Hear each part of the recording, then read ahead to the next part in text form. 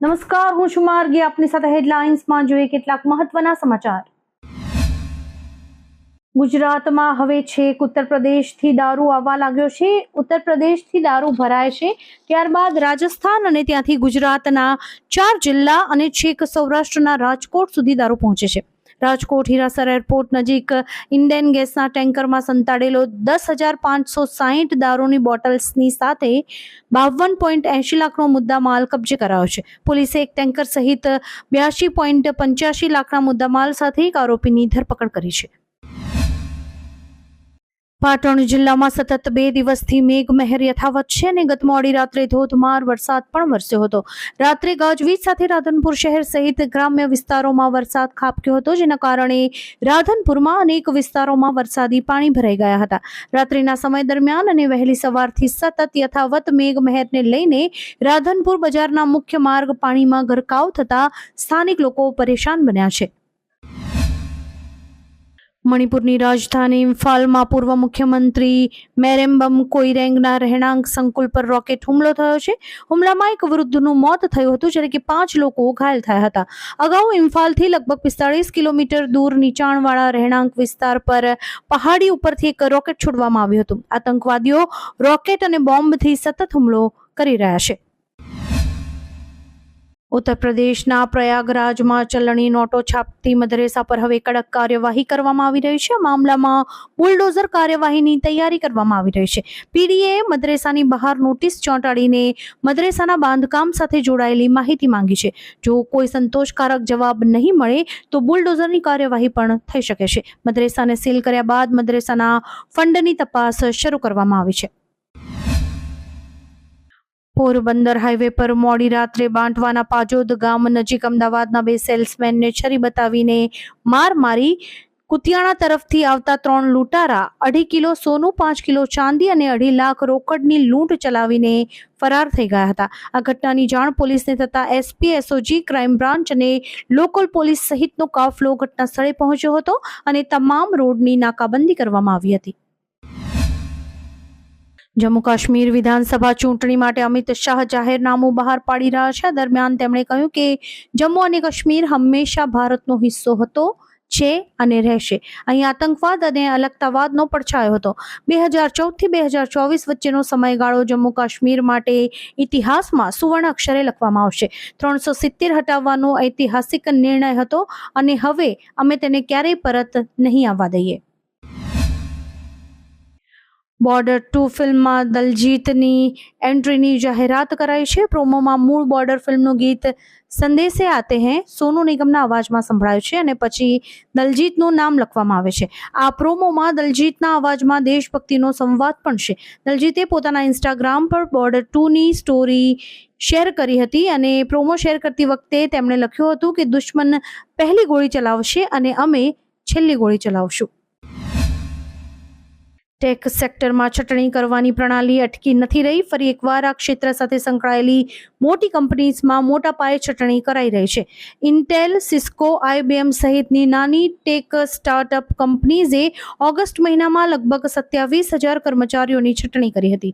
2024માં 422 કંપનીઝે લગભગ 1,36,000 કર્મચારીઓને એક્ઝિટ દર્શાવી હતી. કંપનીઝે આવક વૃદ્ધિની ધીમી ગતિ સહિત ઘણા કારણો આ છટણી માટે આપ્યા છે.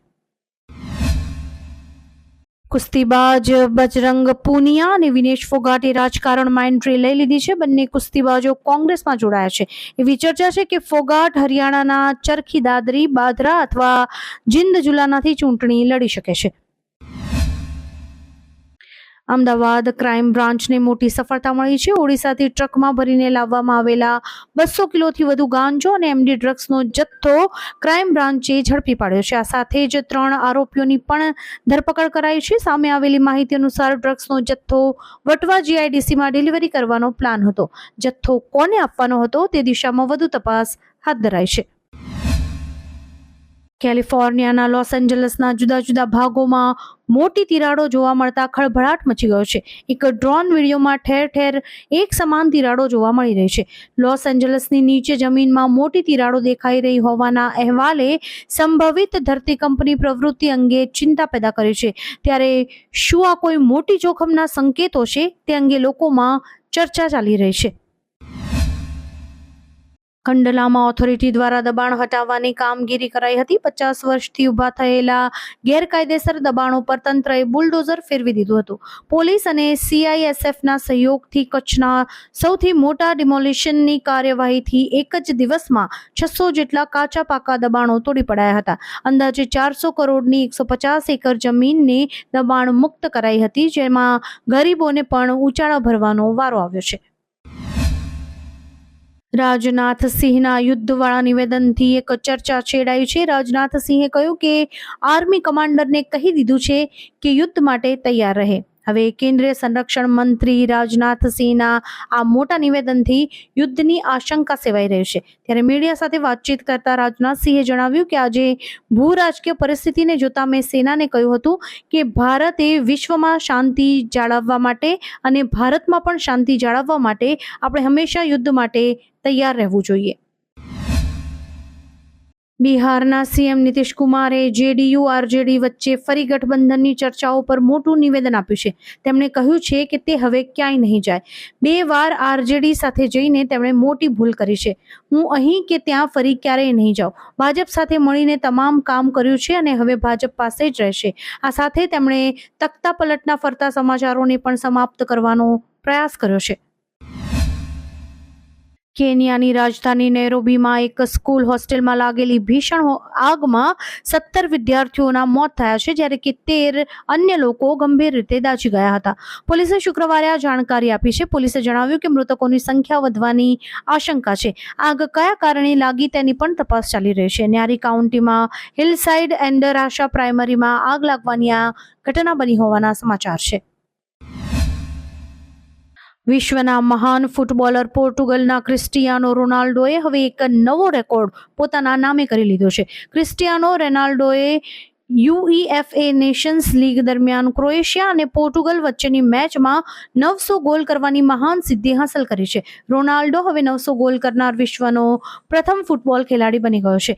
રોનાલ્ડોના 900 ગોલ તેની ક્લબ કારકિર્દી અને આંતરરાષ્ટ્રીય કારકિર્દી બંનેમાં પ્રાપ્ત થયા છે. છેલ્લા કેટલાક દિવસોથી આંધ્રપ્રદેશ અને તેલંગાણામાં ભારે વરસાદને કારણે અનેક જિલ્લાઓમાં પૂરની સ્થિતિ સર્જાઈ છે. ત્યારે 12 તેલુગુ કલાકારોએ આ દુર્ઘટનામાં પીડિત લોકો માટે મદદનો હાથ લંબાવ્યો છે. પવન કલ્યાણે બંને રાજ્યોના મુખ્યમંત્રી રાહત ફંડમાં ₹6 કરોડનું દાન આપ્યું છે. જુનિયર NTR, અલ્લુ અર્જુન અને રામચરણ જેવા સેલેબ્સે ₹1 કરોડ દાન આપીને પૂર પીડિતોનો મદદ કરવાનો પ્રયાસ કર્યો છે.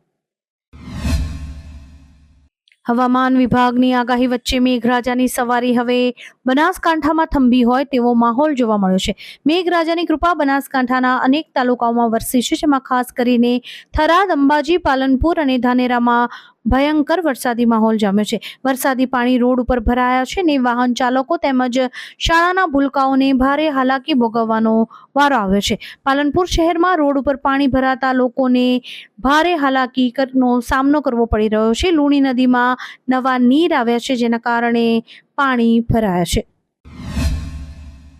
વરસાદને કારણે વડોદરામાં ભારે કફોડી સ્થિતિ બની હતી. વિનાશક પૂર બાદ વડોદરા મનપાની પ્રથમ સામાન્ય સભા બોલાવવામાં આવી હતી, જે સભામાં ભારે હોબાળો મચી ગયો હતો, જેમાં કોંગ્રેસે વિશ્વામિત્રીનું પૂર માનવ સર્જિત આફત હોવાની ફરિયાદ સાથે જોરદાર વિરોધ પ્રદર્શન કર્યું હતું અને સભામાં મોટો હોબાળો થઈ ગયો હતો. કોંગ્રેસના કાર્યકરોએ વિરોધ કર્યો અને પાલિકા બહાર જ મનપાના બજેટની કોપી સળગાવીને પોતાનો વિરોધ પ્રદર્શિત કર્યો હતો. હરિયાણામાં આમ આદમી પાર્ટી સાથે ચૂંટણી લડવાની ઈચ્છા કોંગ્રેસને ભારે પડી રહી છે. આ નિર્ણયથી ઘણા મોટા નેતા નારાજ છે, જેમાં પૂર્વ CM ભૂપેન્દ્રસિંહ હુડ્ડા પણ છે. કોંગ્રેસે હજુ ઉમેદવારોની યાદી પણ જાહેર નથી કરી અને સૂત્રોનું કહેવું છે કે આપ સાથે સીટ વહેંચણીના મુદ્દે કોંગ્રેસમાં જ મતભેદ છે. સ્થિતિ ત્યાં સુધી પહોંચી ગઈ છે કે હરિયાણા કોંગ્રેસના કદાવર નેતા હુડ્ડાએ પાર્ટીની બેઠક અધવચ્ચે જ છોડીને જવાનું પસંદ કર્યું હતું. રશિયાના રાષ્ટ્રપતિ વ્લાદિમીર પુતિને કહ્યું છે કે તેઓ યુક્રેન સાથે સમાધાનને લઈને વાત કરવા તૈયાર છે. પુતિને એમ પણ કહ્યું કે ભારત, ચીન અને બ્રાઝિલ બંને દેશો વચ્ચે મધ્યસ્થી કરી શકે છે. ઉલ્લેખનીય છે કે પીએમ મોદીએ રશિયા યુક્રેનની મુલાકાત સમયે યુદ્ધ રોકવાની વાતચીત કરી હતી. આ પહેલા તુર્કીની રાજધાની ઇસ્તંબુલમાં રશિયા અને યુક્રેન વચ્ચે વાટાઘાટોના ઘણા રાઉન્ડ યોજાયા હતા, જે નિષ્ફળ ગયા હતા. પીએમ મોદીએ સિંગાપોરમાં બિઝનેસ લીડર્સ સાથે મુલાકાત કરી હતી. તેમણે કહ્યું હતું કે સિંગાપોર માત્ર એક સહયોગી દેશ નથી, પરંતુ દરેક વિકાસશીલ દેશ માટે પ્રેરણારૂપ છે. અમે ભારતમાં ઘણા સિંગાપોર બનાવવા માંગીએ છીએ. મોદીએ સિંગાપોરના ઉદ્યોગપતિઓને ભારત આવવાનું આમંત્રણ આપ્યું હતું. આમંત્રણ આપતા તેમણે કહ્યું કે હું વારાણસીનો સાંસદ છું. જો તમે પાન ખાવાની મજા લેવા માંગતા હોવ તો તમારે વારાણસીમાં ચોક્કસ રોકાણ કરવું જોઈએ. હરિયાણામાં વિધાનસભા ચૂંટણી માટે બીજેપીની પ્રથમ યાદી જાહેર થતાં જ પાર્ટીમાં ભૂકંપ આવ્યો છે. બુધવારે સાંજે 67 ઉમેદવારોની યાદી જાહેર થયા બાદ રાજીનામાની લાઈન લાગી છે. હરિયાણામાં 24 કલાકથી પણ ઓછા સમયમાં પાર્ટીના 32 મોટા નેતાઓએ રાજીનામું આપી દીધું છે, જેમાં મંત્રી રણજીત ચૌટાલા, એક ધારાસભ્ય અને 5 પૂર્વ ધારાસભ્યોનો સમાવેશ થાય છે. ટિકિટ કપાતા મંત્રી વિશંભર વાલ્મીકી સમર્થકો વચ્ચે રડી પડ્યા હતા. અમેરિકાના ભૂતપૂર્વ રાષ્ટ્રપતિ ડોનાલ્ડ ટ્રમ્પે કહ્યું કે દુનિયા પર ત્રીજા વિશ્વયુદ્ધનો ખતરો તોળાઈ રહ્યો છે અને માત્ર તેઓ જ તેને રોકી શકે છે. પરમાણુ પ્રસારના વધી રહેલા ખતરા તરફ ઇશારો કરી તેમણે કહ્યું કે વૈશ્વિક વિસ્ફોટનું જોખમ વધ્યું છે. જો તેઓ રાષ્ટ્રપતિ હોત તો યુક્રેન યુદ્ધ, ગાઝાનો સંઘર્ષ અને હમાસ દ્વારા ઇઝરાયલ પર આતંકવાદી હુમલા જેવી ઘટનાઓ ક્યારેય ના બની હોત.